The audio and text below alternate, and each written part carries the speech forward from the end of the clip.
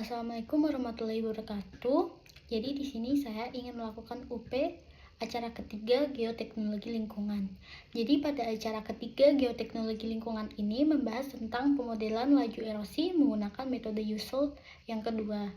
Nah, peta dasar yang digunakan pada acara kali ini yaitu menggunakan dua peta dasar, yaitu ada peta topografi dan peta penggunaan lahan untuk yang berada di wilayah Subdes Cilutung. Nah, untuk peta topografi itu mengidentifikasi kemiringan lereng. Nah, hasil perhitungan dari kemiringan lereng itu menghasilkan dua zona yang sudah dibagi dari 3 zona. Untuk zona pertama yaitu menghasilkan nilai rata-rata kemiringan lereng 21,408%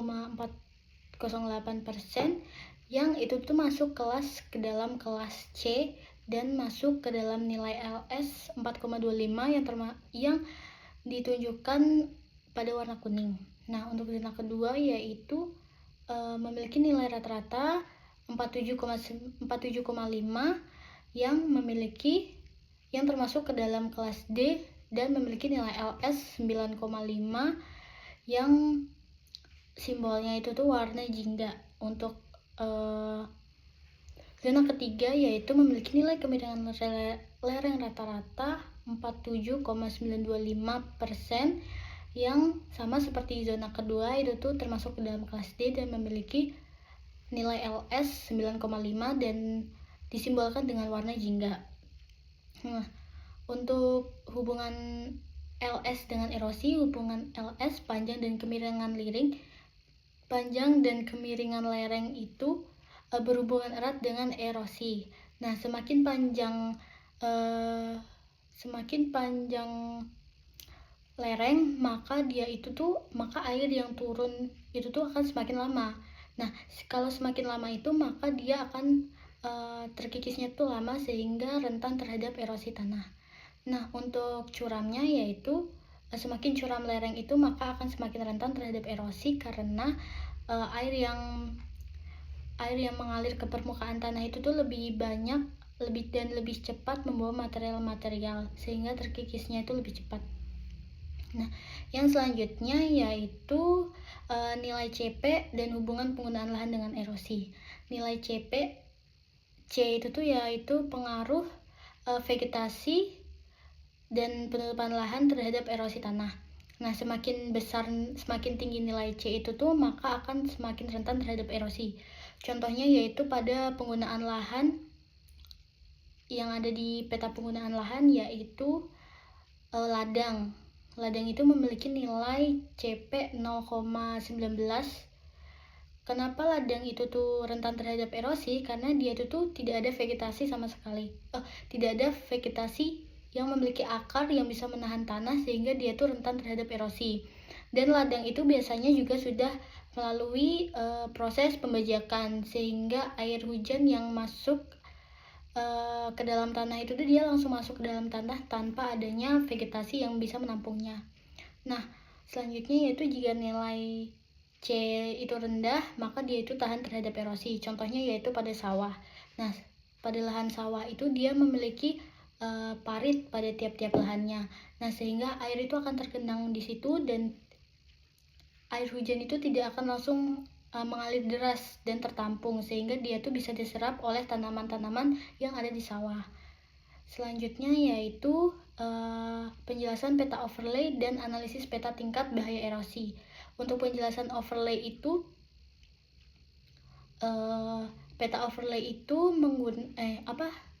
merupakan tumpang tindih dari 4 peta, yaitu yang pertama ada peta erosivitas, yang kedua ada peta erodibilitas, yang ketiga ada peta kemiringan lereng, dan yang keempat ada peta penggunaan lahan. Nah, setelah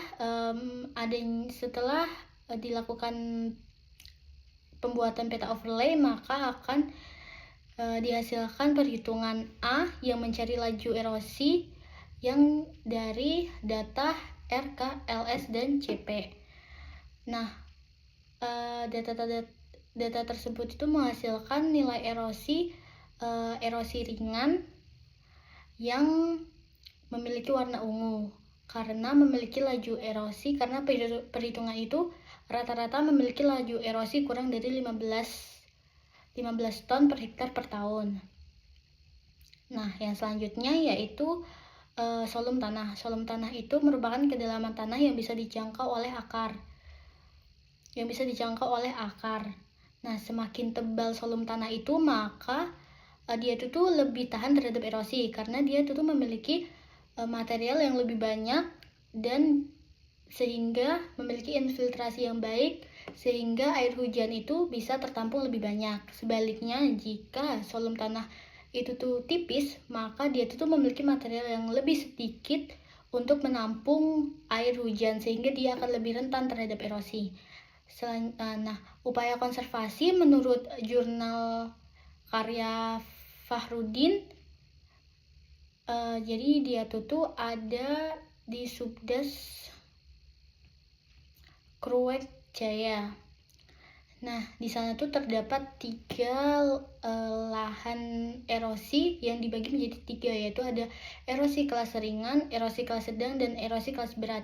Dan di antara kelas itu, kelas berat itu merupakan kelas yang paling banyak terjadi dikarenakan adanya ladang, terus penutupan vegetasi dan lain sebagainya.